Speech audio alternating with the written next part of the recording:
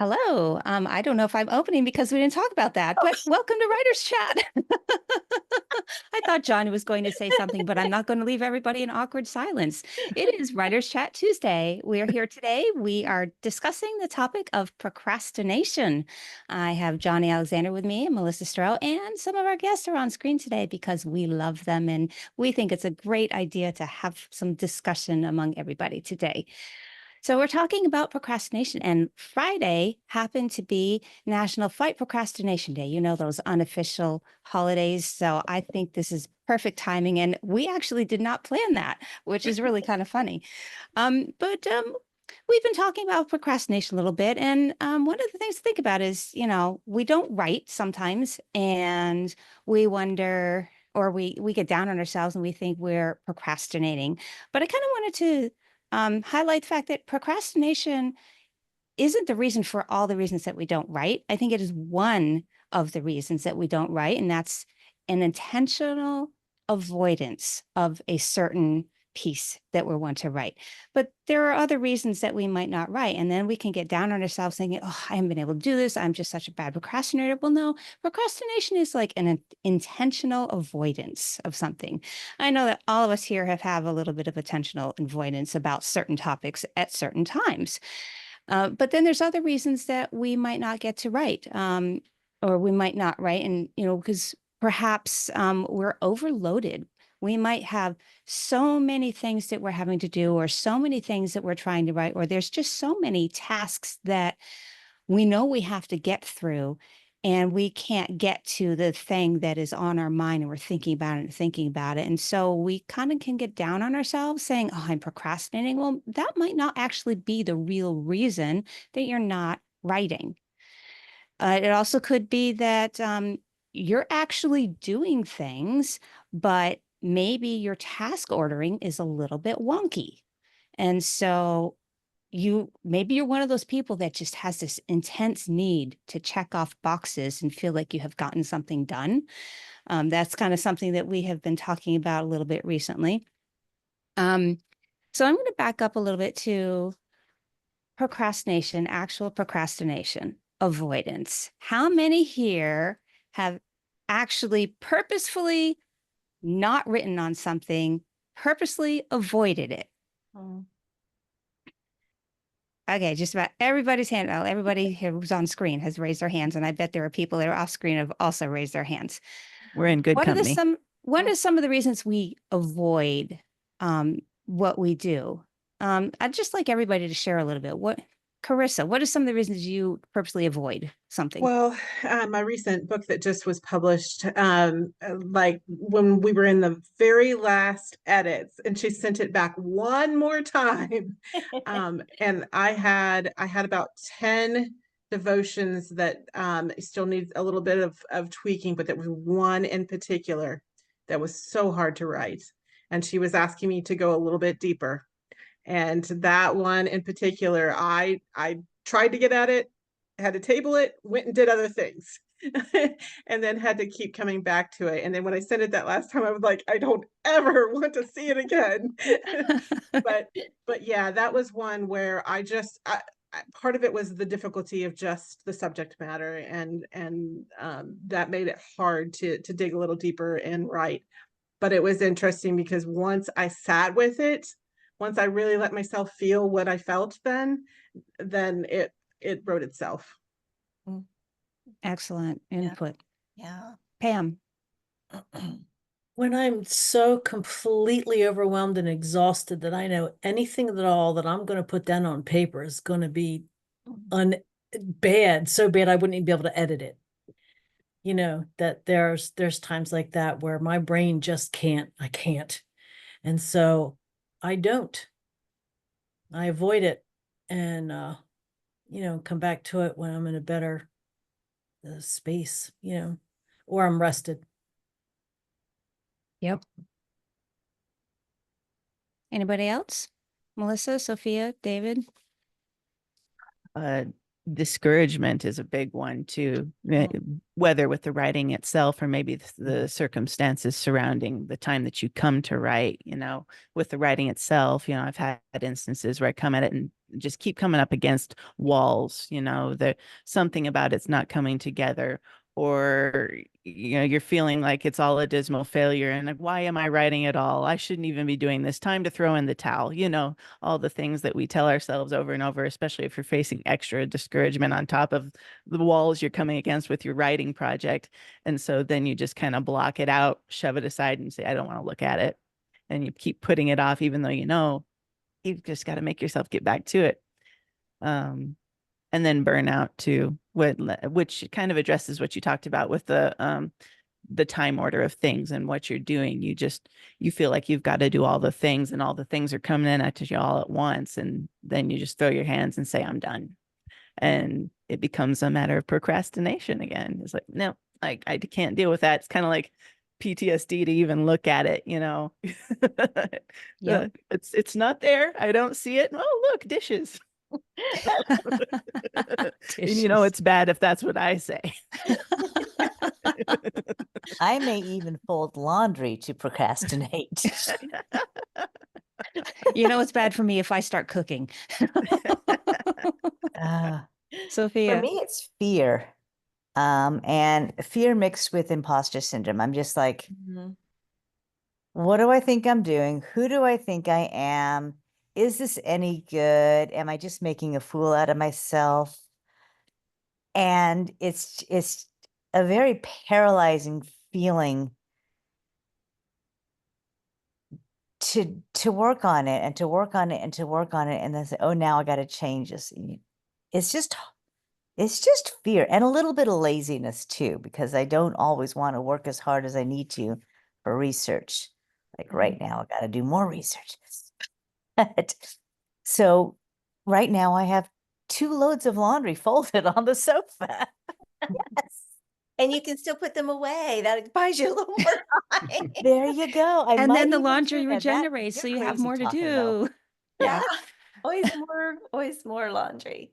Yep. Kathy had a comment. She said she wouldn't mind going ahead and sharing that with us. So yeah, to go along with that fear and the fear of failure that a lot of people have, I actually have a fear of success because somebody who was very dear and loved one in my life when I was much younger said a very thoughtless comment about, I always think I'm better than everybody. And so now there's times when I know I'm doing it, but I self-sabotage by, well, if I don't do it, then I won't succeed. And it's a good way to procrastinate. that's true. That's a tough one. Yep. I've got something a little bit different, but this is very specific to the writing. Is not when I don't know a character well enough, I don't know the scene well enough, I don't know what's supposed to happen next well enough. That's when I procrastinate, because it still needs time in my head, or really what I need to do is just sit down and just be thinking probably. But that makes it very hard to put the words on the page when you're not even sure what those words should be. So sometimes it's just like doing a little bit more thought about, okay, what is this scene supposed to accomplish? What am I trying to do here? And that can be especially hard when it's the very first scene and the very first page, and you need to get into it and get that scene rolling. So that's a very specific thing that it's like, okay, I'm going to do anything but this.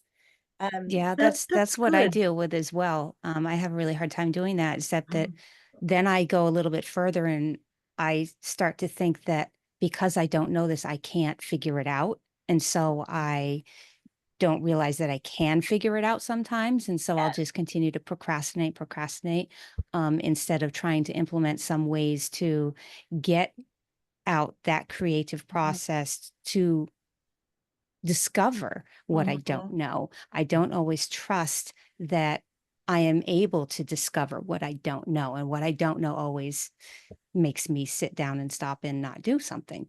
Yeah. Sophia, did you still have your hand raised from before? Is a new question? Yeah. I got you. I always got more things to say. And I just want to share this with you guys because it's on my heart.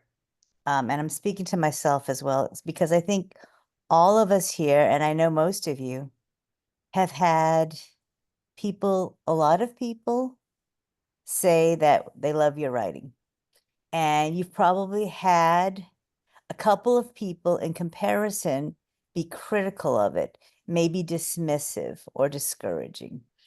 And I think on the one hand, it's really interesting that the negative voices in our world are typically given more power and influence Mm-hmm.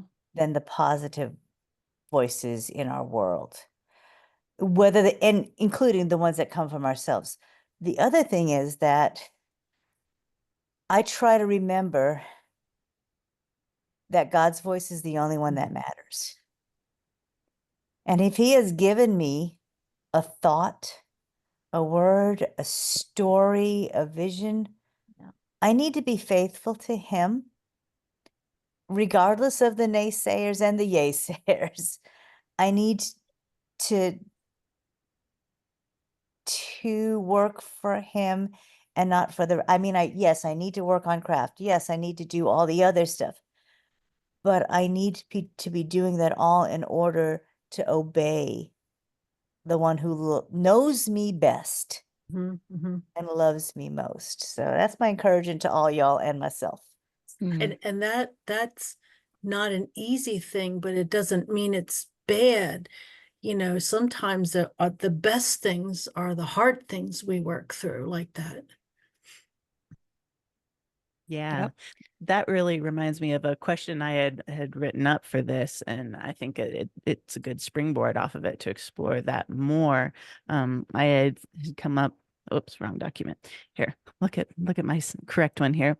I had written, procrastination is a lot like an addiction for me, and that it helps me put off having to cope with something I don't want to do.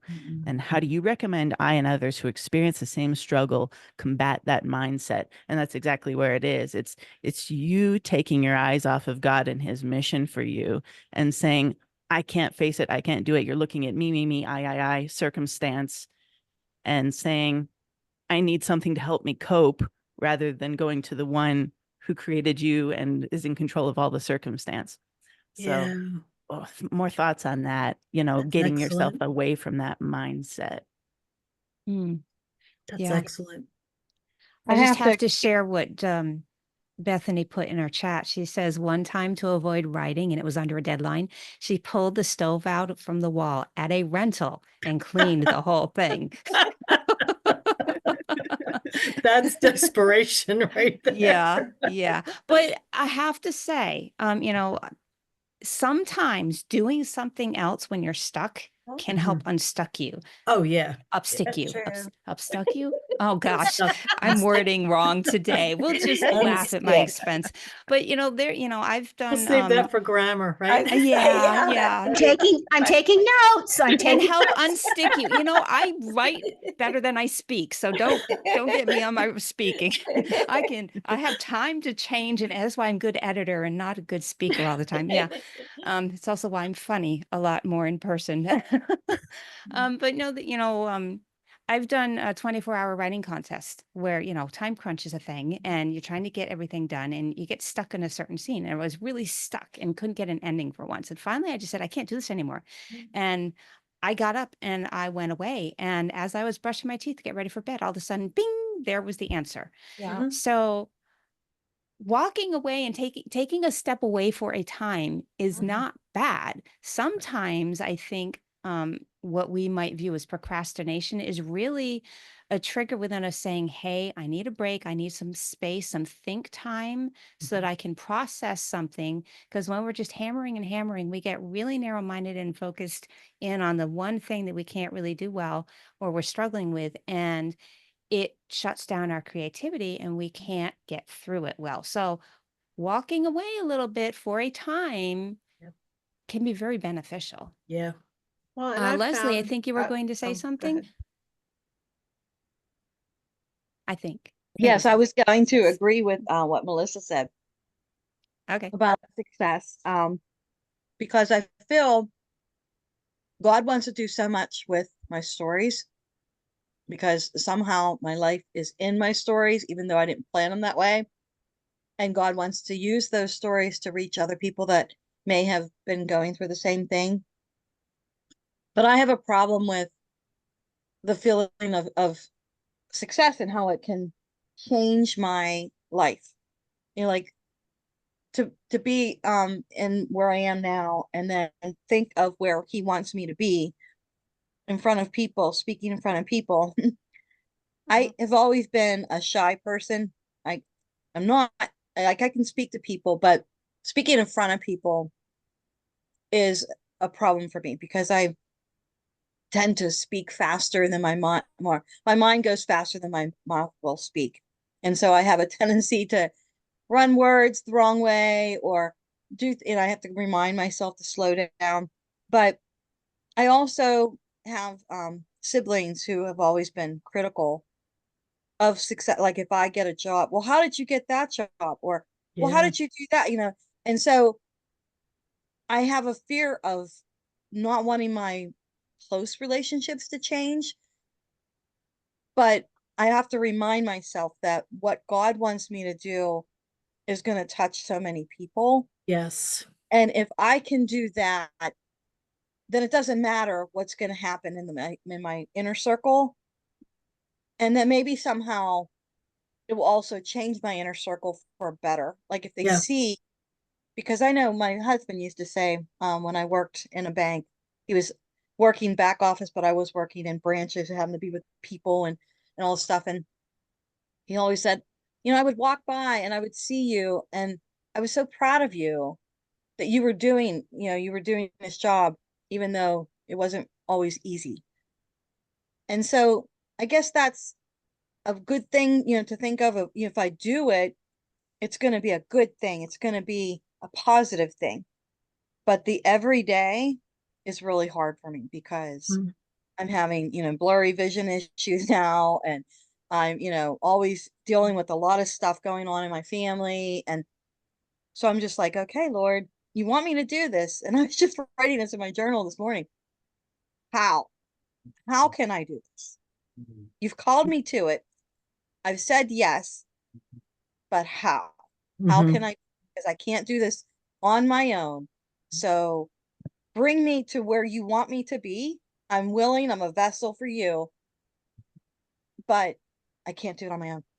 I'm just at that point where I just can't do it on my own. So procrastination for me is the fear of how things will change once it does happen, Yeah. and maybe it's my perception of when I see other people succeed at writing and I see all that they have to do.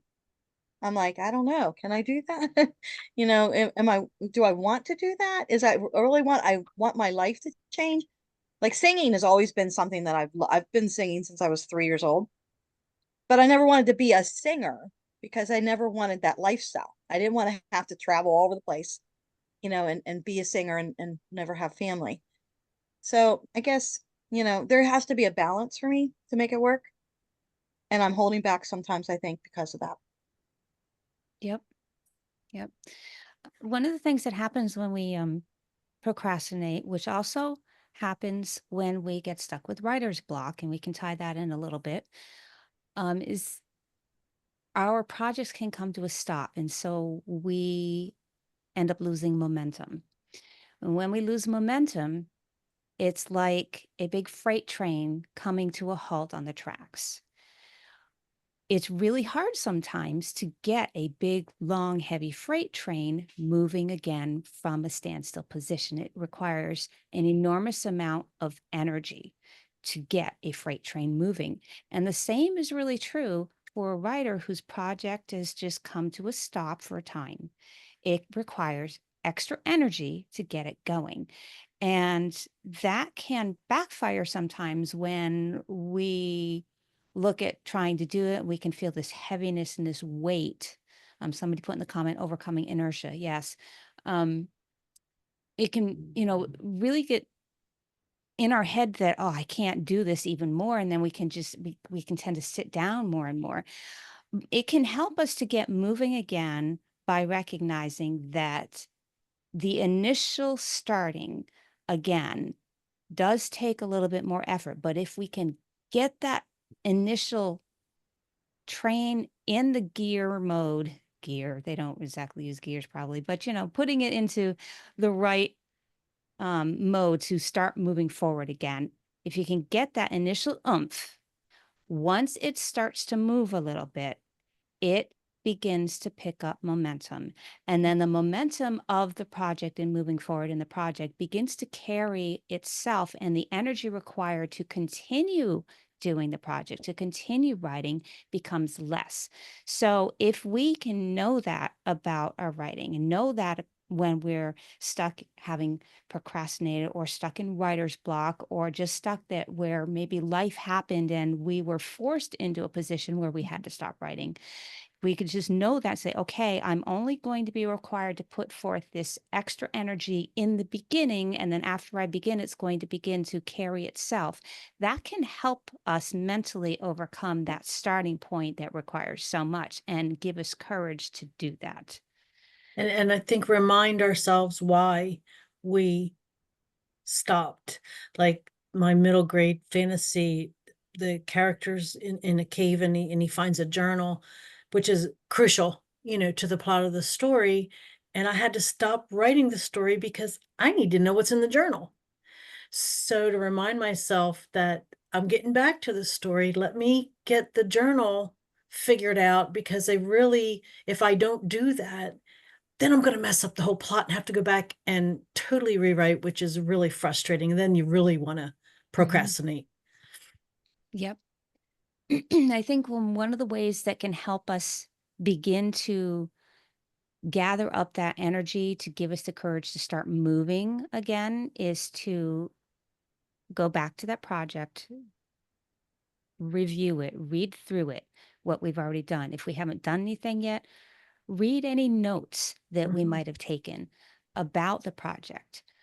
Try to remember what you initially thought about the project, why you wanted to do it to begin with, because all of those things are like warming up the fuel cells to get everything going. If you have a diesel vehicle, you have to let it run for a little bit to get everything flowing through all of the parts before it can actually go into drive and begin driving down the road.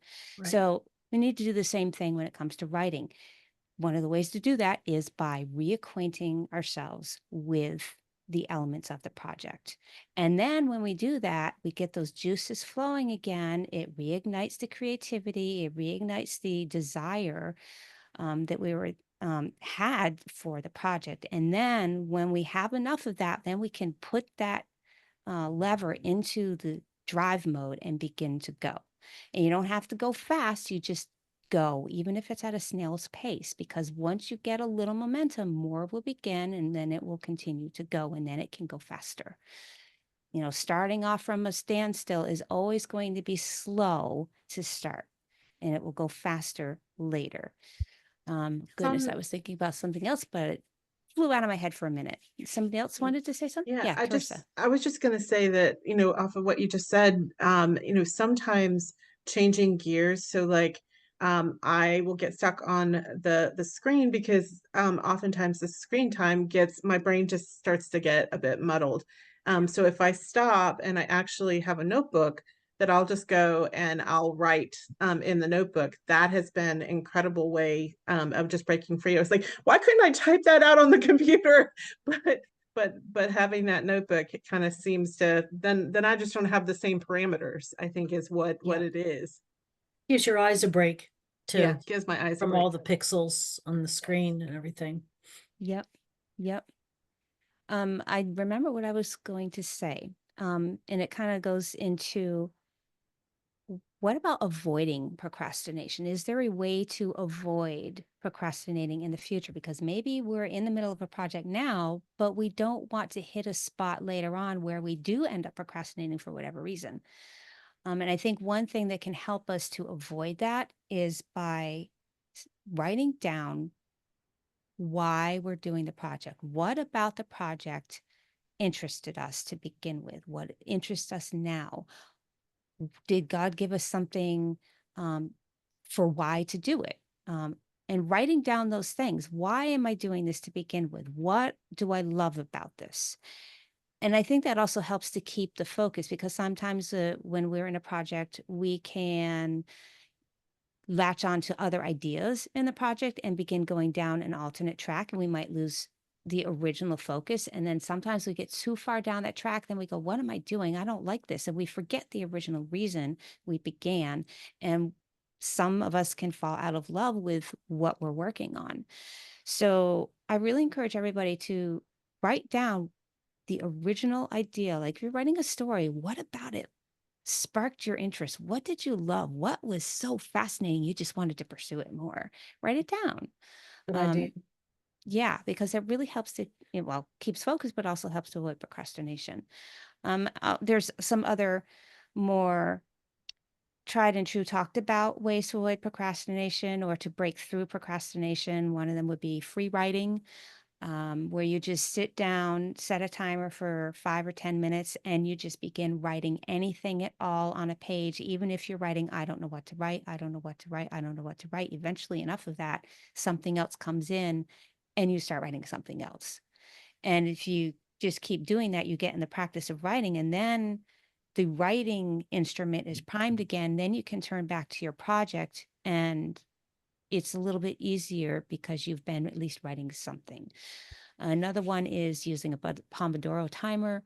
I have a little bit of a tricky thing with that because I'm one of those people where if you put me on the spot, ask me a question that I'm not expecting to have to answer, or you give me a timer where all of a sudden I have to perform, my brain just does this automatic dump.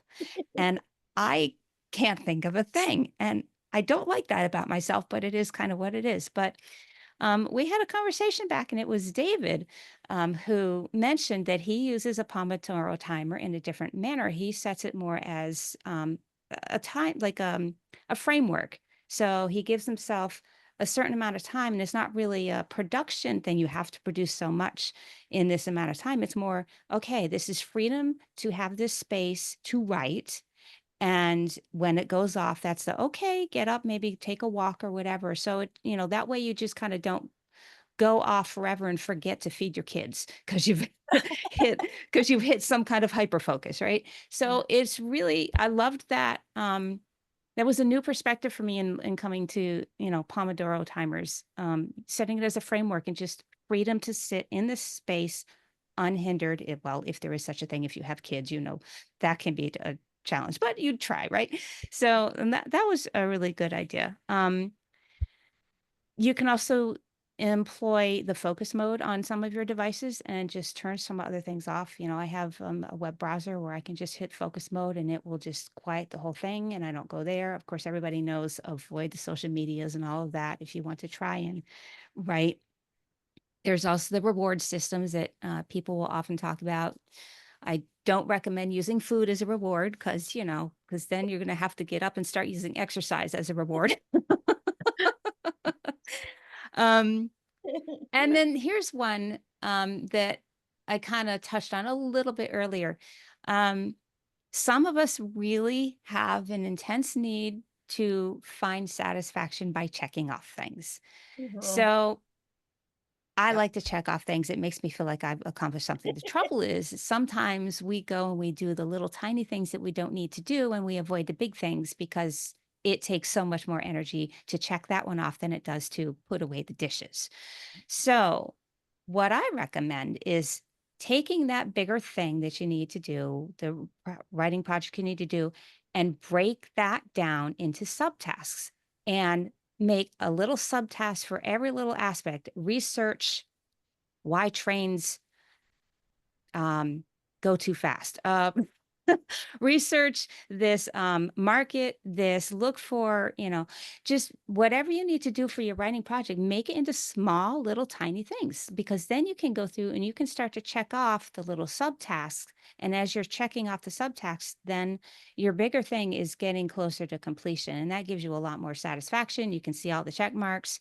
There are a lot of, if you have, like I use Kanban flow, and you can create a task and you can make subtasks on that. But then you also have like phone to do things and a lot of other things where they have the option to do subtasks, but you can just take a good old fashioned piece of paper and just write a main thing and then write a whole bunch of little subtasks under that. And next thing you know, you can check mark yourself happy and make yourself really more happy because you are starting to work on the thing that you really need to work on. Okay, so who has written down something they've already done just so they could check it off, right? I have done that. Yes, we've all done that. Isn't Yeah. there like literal serotonin that gets released Yeah, when you I bet so. cross off the, yeah. That little boost is like, oh yes, I'm going to write this down. And And, you know, sometimes I've done that so that I could be in this day and I can look back at the couple of days before and say, okay, I did those things I Oh. can do today. yeah, yeah. So Bethany's got another comment too, real quick, about avoiding procrastination, and I've heard variations of this too, where you know you have a deadline, you tell a friend, I've got to have this done. If you don't, you give them money. But I've also heard it that you so it hurts, you know, it hurts if you don't get it done. Like you pick a charity you do not like and you promise that you will give money to that charity. heard of that. And that's going to get you motivated to get done what you absolutely need to get done. Well, that brings Now, up I have to say, deadlines. What do you all but- think about deadlines to avoid procrastination? We have I Like, do not work well with self-imposed, deadlines. but like that having to give money or Oh, that there's a deadline to that, right? I like oh yeah. when I have a deadline, not from me, but from my publisher, or there's a date things have to be turned in for like magazine or something. Man, do not procrastinate. There is just no Yeah. time for procrastinating when there's a Exactly. deadline. Yeah. That's My that's brain has me different too. classifications for different kinds of deadlines. There are certain deadlines that must be met and there's no crossover, but ones that I set myself, I don't have the same respect for them that I have for the external Mhm. ones. And I think that's because I made it. I'm not accountable to somebody else for my own deadlines. And, you know, that you kind of shoot myself in the foot with that. But, you know, having to do some of those things, if you don't, you know, meet your own deadline, having to give money to a charity you don't like, yeah. But then for me, I would have to have that external thing saying, did you do that? You know, so, you Mhm. know, some of us need that a little bit of accountability.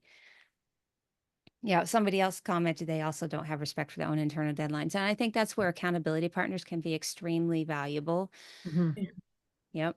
Isn't it funny though that whatever your deadline is, it's like you needed one more day. I mean, like so, so like Always. I end up staying up all night, you know, to finish, and it's just like, well, if this had been tomorrow instead of today, I'd have been okay. But that's not true because then what you know, whatever was going on would have probably still taken it to that day, you know. So Mhm. Mhm.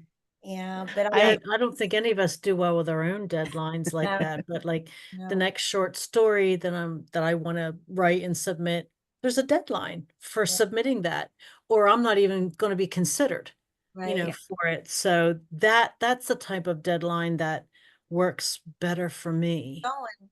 I met an author who writes 5 books ahead. So I don't know that I could ever get to that place, you know, maybe 2 books ahead, but Wow. Some people so are fantastic with internal deadlines. Yeah. They just thrive on them, and then others are not. And you know, that's okay. We're all different. We function differently. There's a Thank place you. for all of us. But you know, it's also good to not get down on ourselves if we can't do what somebody else can do. Right. There's let's I was yeah. going to say there's a time where you kind of got to play reverse psychology and be a bit of a tactician with yourself too, where you look ahead and you know, okay, these are my pitfalls that I know I'm going to fall into. What do I need to do to combat them ahead of time? You know, like for some, they say, you know, write more books ahead of time, which I've actually tried to do. And but when we were part of or when I was part of Jerry Jenkins Guild, he talked about embracing the fact that you know you're a procrastinator. So plan your contingency days in with your deadline. I Know remember that you're him gonna saying that. have a need to have so many days leeway grace in there and plan them in. So, okay, I used that contingency day. Now use that to kick yourself in the derriere and get going. And so I'd I like liked to that. I'd like to address the issue is it wrong to be a procrastinator?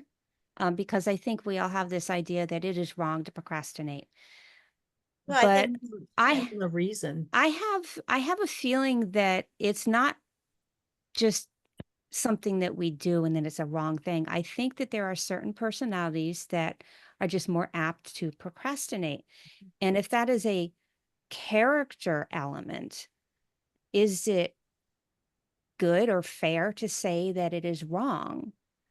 I tend to think not. I mean, yes, we don't want to get stuck in procrastination and we need to find ways around it. But if we recognize that our character is prone to sit instead of go on things when we're overwhelmed or stuck or whatever, that's okay. That's a part of who we are. We know that about ourselves. And as Melissa said, that, they were taught, build in a contingency plan. So it's important to know what our characters tend to do. Accept that about ourselves is not bad. It's just a component of who we are and how God made us, and find a way to work with it. It's like many people that are creatives are neurodivergent. Is that bad? No, it just means that they need to figure out, how do I work and how can I apply this so that I can live well, right? So I would say procrastination is very often a character element, and that's okay. Just figure out how to work around it, how to still get things done. Well, you've I got to have meet a obligations. That would be my big thing. My counter, I guess, is that if you've obligated yourself, I Absolutely. mean, and I have had to get deadline, like when we moved, I had to get a deadline extended. I hate doing that though. I hate it because you are just, they, especially when you're talking about writing, a publisher has things they've got to do and they're depending on you to do that. So you can't procrastinate to the point that you're going to cause Right. issues, and you've got Right. to meet your obligations with other people. And but I do get what you're saying, but I think then you have to think about, what projects do you take on? How much time do you give yourself to complete that project? And we Right. all know, like, if you have a year to write a book, you're probably not even going to start it till like 6 months out. I mean, maybe you should have started a year out, but it's just like, I've got all this time. I've got all this time. I've got all this time. And then all of a sudden you have time, Mhm. and it's got to be done. So I get what you're saying, but and maybe it's like the first child part of me or something is like, no, because you're responsible to other people. So you've got. Well, let me clarify that a little bit, because I think there's a character element that naturally will sit down when there's a struggle, and that I think is kind of like fight or flight response. But then procrastination is an intentional avoidance, right? Right. So when you pair intentional avoidance with that character trait, I don't necessarily think procrastination, in listening to you, I don't think procrastination itself is a character element. I think that people that tend to sit down easier when they're frustrated at that flight mode are more prone to procrastination. So we need to know that about ourselves. So I'm glad you mentioned that, so I could clarify that, because I think that's more probably accurate. And then you're going to I think maybe rest. And we've had episodes, I think, on this about like the Sabbath rest. We need that. We need Yes. that. And if you've got yourself so busy you can't take it, something needs to go, so that you Yeah. have those moments and you can, yeah, I'm glad we kind of came together on that. Carissa, did you have your hand Well, up?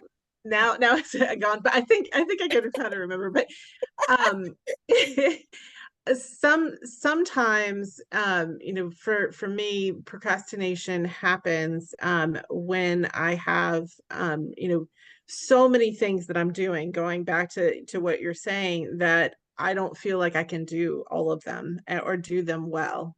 So I think that you're hitting the nail on the head of, sometimes we've said yes to too many things, Yes. and kind of backing up a little bit and going, okay, what is the main thing that I'm called to do right now? And can these other things either wait, or I let them go, to get back into that? Because I think you know I'm a very analytical person, so I can get stuck on the analyzing everything, and I think that's a little bit of what Brandy is talking about.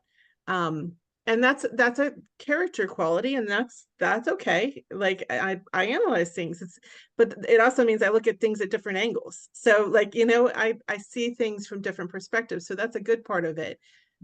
But I can't let that be the end all be all, because as Johnny said, there are deadlines. There are other people that have expectations. So, okay, I've analyzed this. Now what's the main thing I need to do? So I think there's just finding that balance. And it's a great thing that we have here, and in our, different writers groups, that we can practice that. So I think oftentimes we're very hard on ourselves when we do procrastinate, but that's not the end of the story. So, learning to, hey, I'm struggling to finish this, asking for that accountability, and, beginning to practice and work through. Yep. Yeah, that's good. I'd like to springboard off that, because it kind of goes into, what do you do when you have so many things that you need to take care of? How do you prioritize them well so that you do the thing you really need to do and you don't procrastinate with that by doing something else? There is a thing called the Eisenhower box, and it's been really helpful for me. It categorizes all of the things that we need to do by two different elements. Is it urgent or not urgent? Is it important and not important? And so if something is urgent and important, that takes top priority. If something is urgent but not important, see if you can delegate that. If it is important but not urgent, that is the box that is usually the one that's really important. That's where you tend to find procrastination, because it's not urgent, so it's not pushing it. You got to get it done. You got to get it done, but it's still super important. And so we can tend to procrastinate on those things, and we can feel bad about them. So we have to pay extra special attention to that category. And then last, there's not urgent and not important. And those might be the things that you can drop and let fall away. So it's a good way to organize the all the numerous things that we need to do and prioritize well to try and get through them. Yeah. One of the challenges sometimes with procrastination is also if you happen to have ADHD, which I don't know if anybody knew that I had, but I have found that one of the traits is out of sight, out of mind. Absolutely. And so I really try hard to write things down, not for a checklist, but just so that my eyes will go over them again. I'm in a group, and we twice a month periodically go over our goals, and we write down what do we want to do, what we have to do, and when they need to be done by, and are they started. And so it's really helpful, but sometimes it's just helpful. I might not have looked at that spreadsheet at all since our last meeting, but just looking at it reminds me, oh yeah, I have to do this. Oh yeah, I have to do that. And I see other people who organize their projects in ways that I hadn't thought of. So it helps me visually. I have an item on my calendar, and I set a 30-day thing because I need to get handouts ready for a conference I'm going to. It's on my calendar. I wasn't going to start that 30 days ahead of time, but every day I look at my calendar, I see that, oh yeah, that's there. I do the same thing with prayer requests. If I have a prayer request, I just kind of put it on my calendar, and I don't even open it, but I'm reminded, oh yeah, pray for Brandy's hand, you know, and just stuff like that where I need visual reminders. Otherwise, stuff does not occur to me until it's way past the time that I can be effective. So that's just a thought if you actually have ADHD or stuff like that. Yep.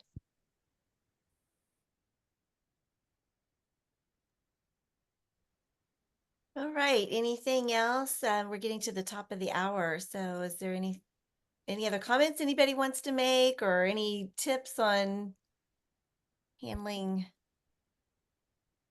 putting things off. I like what Brandy called it, intentional avoidance. That was it. That made it nice. Barb, I hi. want to make a comment. I had the wrong time zone. I Oh, thought it Oh, was, I wondered about that oh, time I'm so zone. sorry. I can't believe it. I was all set to go. I have my little talk ready and I goofed up. I don't know no, why that's I had it. okay. Sorry about that, everybody. It can Hi, happen with the Kathy. I time see somebody I zone. know there. Yeah. Yeah. Um, okay, so next week we're going to have Sherry Cow with us talking about a pyramid method for writing articles. It's been a long time since we've had just an episode on writing articles, and those can be such a great way, whether you're starting out, whether you've been writing a long time, because if you're starting out, writing articles can give you clips, which, then credibility and build up your portfolio and all those good things. And then if you're a seasoned writer, you can use that as another little income stream, or, to build, if you're nonfiction, of course, to get the message out to more people, because everyone wants to write a book, but what magazine editors will tell you, your magazine article online article may be read by tens of thousands, hundreds of thousands of people, where your book might only be read by a few hundred. So so magazines can actually have much more reach than books. So come back next week for that. Everybody stay around for the after party. Brandy, thank you so much for putting this together, and we'll see you next Tuesday here on Writers Chat. Bye bye, everybody.